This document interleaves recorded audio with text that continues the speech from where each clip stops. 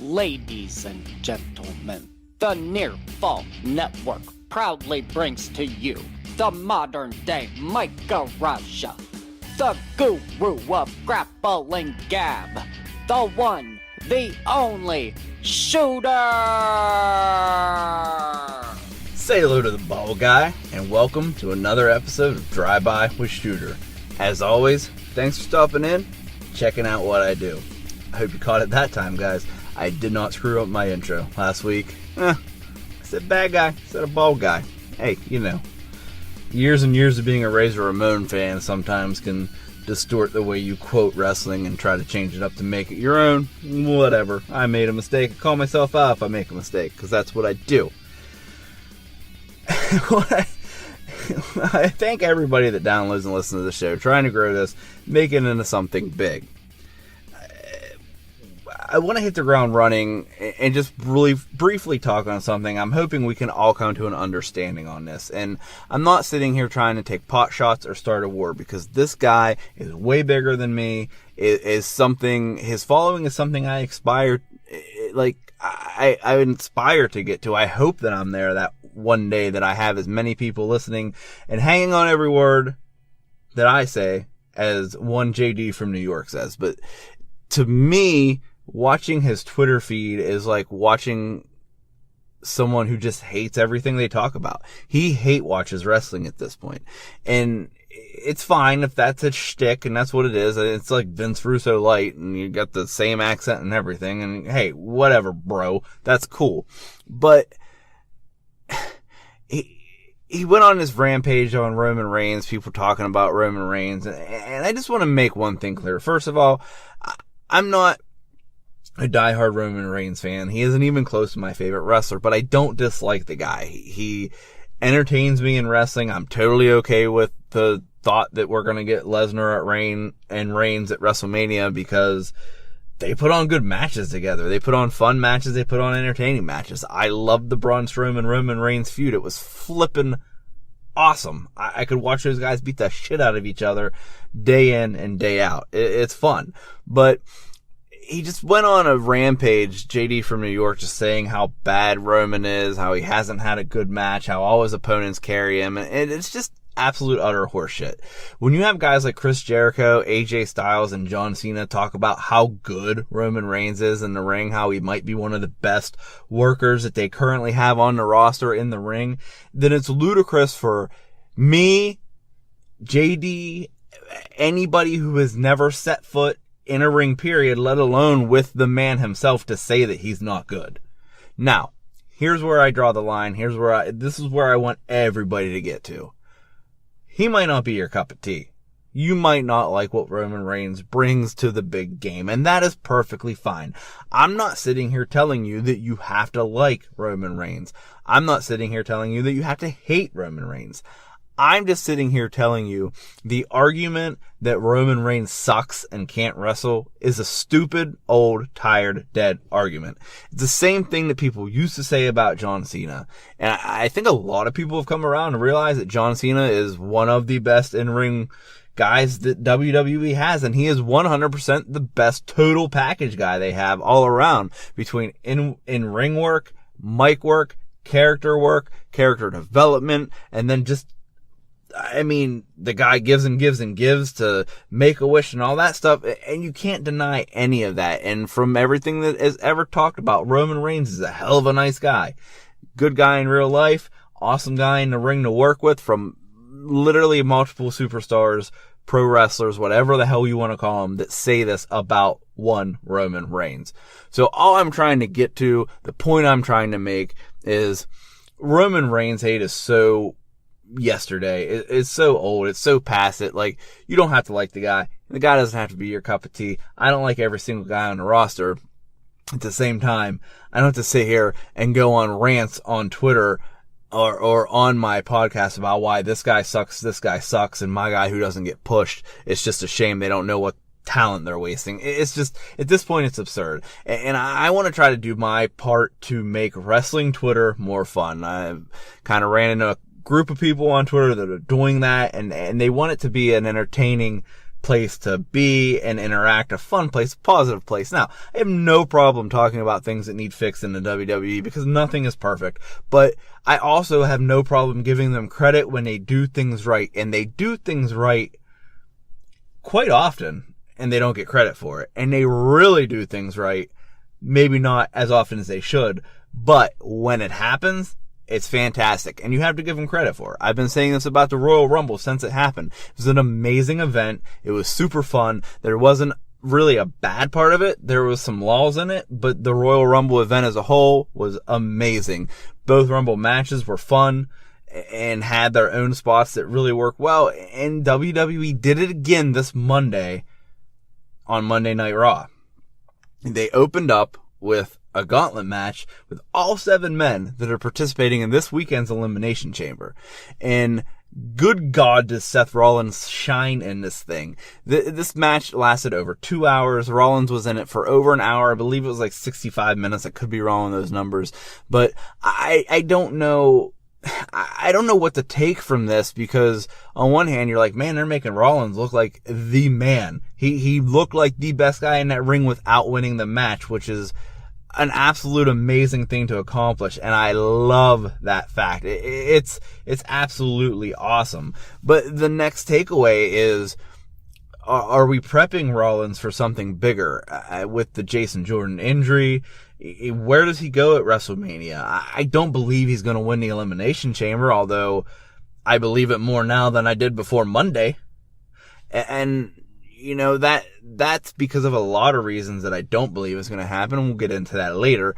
But what does this mean for Rollins? Well, I'll tell you one thing it definitely means. It for sure means that the powers that be, whoever that may be at this time in WWE's legacy, WWE's existence, I know there's moving parts going on right now that we never thought we would see the day that are moving around. The controls getting shifted, where it's getting shifted, how and when, I don't know. I'm not in that locker room. I'm not in that backstage area. I'm not in the executive level. I'm a fan talking about wrestling on the internet. That being said, I did read where the Gauntlet match was Vince McMahon's idea, and I would also have to assume if it was Vince McMahon's idea, it was also his idea to have Rollins be the Iron Man of the Gauntlet match, and they had to believe that he could do it, and he did it. It might have been Rollins' best performance of his WWE career. I'm just going to say that. All that being said, I don't know where it leaves Seth Rollins. All that being said, it was a totally different style of Monday Night Raw that we watched. One match that lasted 2 hours. Yes, there were 7 guys in this match at different times. But it was a different format. It was fun. It was refreshing. Here's where it gets bad. Here's where I go down the negative route. And it's not about Raw, it's about SmackDown. It's about what are we doing on SmackDown? Because it wasn't good this week. It was so not good that there's been enough people who are consistently positive on WWE, even when they do bad things. They're like, well, kind of like I always say about pizza, even a bad pizza, you're still eating pizza, so it's still decent.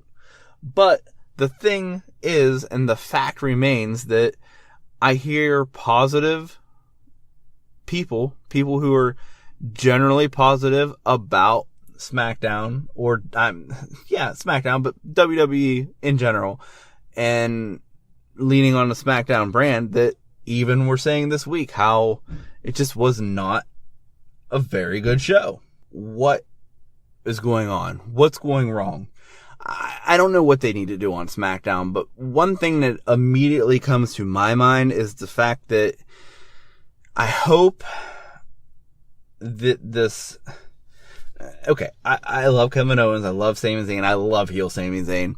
I'm good with seeing them in the main event picture, in the WWE Championship picture, but it's also getting drawn out to the point where people, including myself, are losing interest in the storyline. And I'm a Fastlane ticket holder, so I actually was happy that we've got more people added to this match, just to hopefully get that championship match at that pay-per-view a little bit of a different look. But what this brings me to is my discussion last week with King of Nerds, where we touched on this. Well, it became a press release after we recorded. I released a show on Saturday, as you know. We recorded on Friday, and that is, I believe, Friday night is when the press release went out, or Saturday night. So, I mean, it was literally our speculation. The rumor was there that WWE was ending the single branded pay-per-views, with SmackDown having their own, Raw having their own, that they're doing 12 pay-per-views a year, and they're all going to be super shows. So you got Raw roster, SmackDown roster on every pay-per-view. It's been confirmed. This is happening, guys. And here's the thing. We talked last week about if that hurts the mid-card. We talked last week about, if it hurts the brand split, which we don't think it will if it's done right. And all of this matters because it comes down to if it's done right. But the thing that I want to bring up to you guys is the reason that I think SmackDown might be suffering. I think it's the reason that sometimes Raw was suffering. Now, I know there's a lot of behind-the-scenes things. People blame Road Dogg. People blame the fact that the head writer from SmackDown that was one of the head writers in NXT is now on Raw, and that's why Raw is better. But it's not always consistently that way. But the thing that I think that has hurt a lot of momentum is the laws between when they get these long laws between pay-per-views. There were some months where you had a Raw pay-per-view and then 2 weeks later you had a SmackDown pay-per-view, and that, in my opinion, was when things were clicking on all cylinders. And then sometimes 3 weeks after that you'd have another of the opposite branded pay-per-view, whatever that was. So it just continued and continued and continued. It was literally build up to pay-per-view, 2 weeks, 3 weeks, pay-per-view. Build up to a different pay-per-view, 2, 3, maybe 4 weeks, another pay-per-view, and then another 2. It was just constant, going on, back and forth, in and out of these pay-per-view spurts, and it kept things interesting. I think these lulls we have between these pay-per-views, when we get one of those funny months where it just happens that way, and you got 6 weeks for one and then 4 weeks for another, that we get into this holding pattern, and SmackDown seems to suffer from it more, probably because of the lack of roster depth that they have compared to Raw, which has a deeper roster, has I hate to say it, but a better roster, and that's only because it's a bigger roster. That being said, this is why I'm trying to look positively at the single brand, or the Super Show pay-per-view idea that we're heading into after WrestleMania. Elimination Chamber's this Sunday. Fastlane's, I think, 3 weeks away. And then there's WrestleMania. Now, I'm pretty confident that once Fastlane's done, we're on the road to WrestleMania, baby, and things just gonna get crazy. Shit's gonna get cray-cray, right? So, I mean, at least that's the hope. That should be a wrestling fan's hope, because the road to WrestleMania is one of the most fun times in wrestling. You never know what's gonna happen. You can't always count on everything going the way you want, and sometimes things go great, sometimes they don't. But the thing is, the road to WrestleMania is exciting. So I'm confident that that's going to come back for SmackDown and stay there for Raw. But when we go after that, and we now have Super Show pay-per-views with both rosters, I actually think if the things we discussed last week, if we're not killing the mid-card, if we're not doing these shows where you're just doing nothing but championship matches, no storylines get wrapped up except the biggest storylines, which are title storylines. We can't do that. We can't screw guys like, say, Bray Wyatt and Matt Hardy. You can't, screw guys like the Fashion Police or the Ascension, or these guys who aren't in the title picture at the current time, or may never be in the title picture. We got to tell these stories anyway. And some of them can end on Raw. Some of them can end on SmackDown, but they can't just be relegated to only that because they're not in the title picture. If that stuff doesn't happen, if we get a WWE Championship match on some pay-per-views and not a Universal, and then vice versa, and the titles are represented from each brand, but not every single time, and then we have room for all this other stuff, Now we have time to tell better stories with things that are going to be done on SmackDown and finished on SmackDown, finished on Raw, and then other things that will be finished on the pay-per-view, and then we can flip-flop it, do it all again to next month. And I feel like things will be more interesting, things will be more must-watch, because you'll have more time. We'll have more time to tell these stories, but less time to do it, because every show has a pay-per-view that month. So you won't have a 6 to 8 week lull where there's no pay-per-views, which has happened for a certain brand. So I think that, like I said, we get in these holding patterns because sometimes we have this weird space between these pay-per-views when we're doing this brand split. And I think the co-branded pay-per-views, if done right, will not only help with cutting down on the amount of WWE product we are asked to take in, but it could very well increase the storytelling, the enjoyment, and the way things play out for different guys and girls on both rosters. I'm hopeful that that's the way this goes, and I have my fingers crossed that it works out the best, not only for the fans, but obviously for the superstars. I want to jump into Elimination Chamber. I'm going to take a quick break. Clear your head. We're going to talk this weekend's pay-per-view. We'll be right back.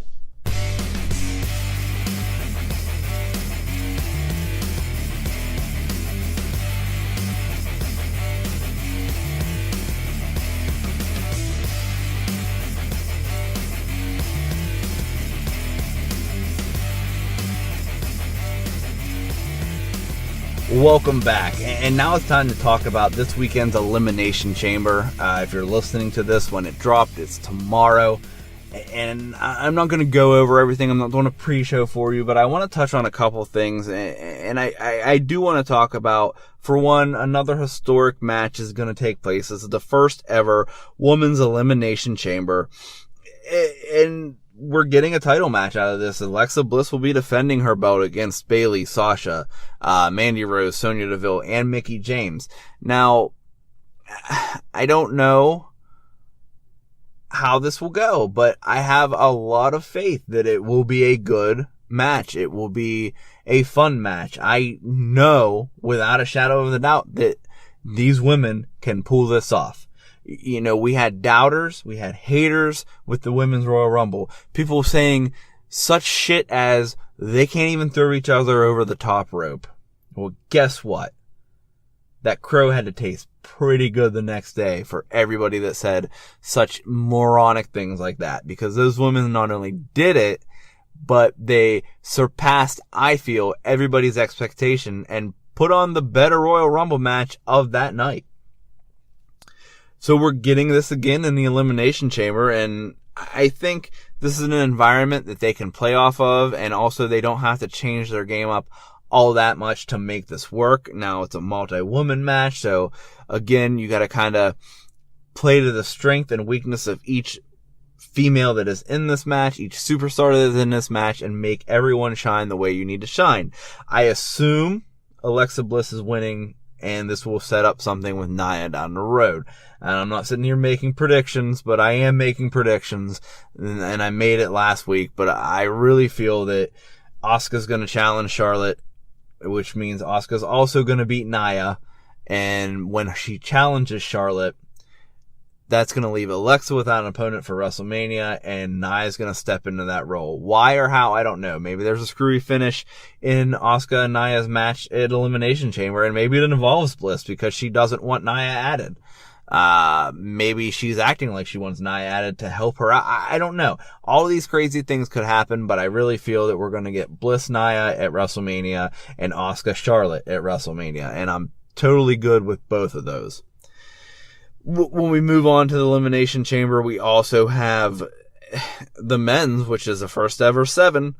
John Cena, Roman Reigns, Braun Strowman, Elias, Finn Balor, Seth Rollins, and the most must-see IC champ in the history of WWE, The Miz. I think they're going to use this match to set up storylines for WrestleMania. Is it going to be a John Cena Elias WrestleMania? I don't know. There's still the whole Undertaker thing hanging over. I don't know where we go with that. Do I want to see Undertaker John Cena wrestle? No. Not because I don't like either guy, but I'm tired of seeing the Undertaker not be able to be at the level that he likes to be, and he's obviously not admitting it to himself.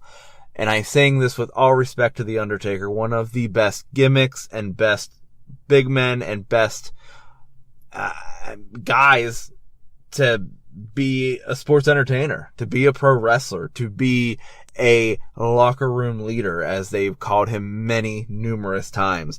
But he's just not putting on the kind of matches that he used to, and it just is hard for me to see that, because as a child I grew up loving this man, and I just want it. That's what I want to remember him as. And the more you go and do things where you can't do it at the same level and it's on video and people see it, that starts to take away from that memory. And I don't want to see that. So I don't know. Does that set something up? What about Braun? I mean, what's Braun going to do? Is Braun going to win? And let's put it out there. Everyone is going to probably pick Roman to win this, because it's been penciled in, stenciled in, penned in, and then sharpied in that it's going to be Roman Reigns versus Brock Lesnar. Do these steroid accusations play a part in changing that?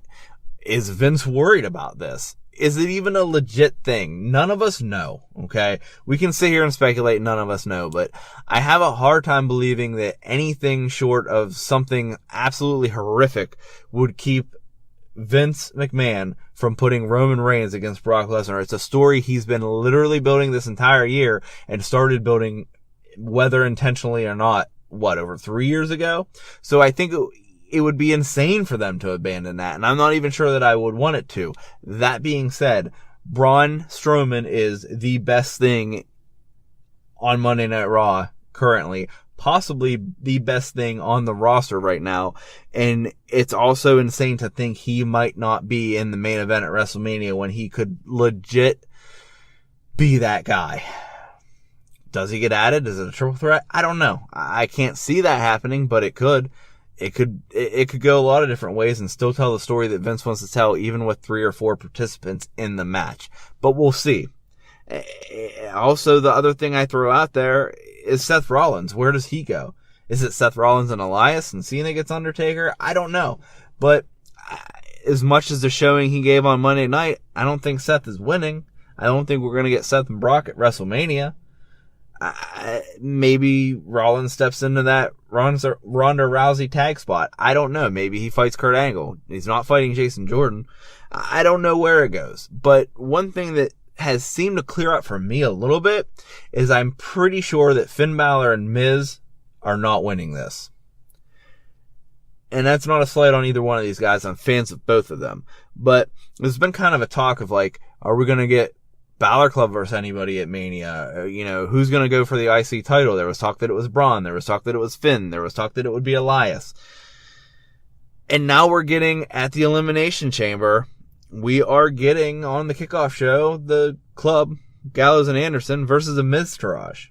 And I don't know when this was announced, but as of this recording, it's on WWE.com. So right off the bat, I'm like, okay, we're getting Gallows and Anderson against Bo Dallas and Curtis Axel.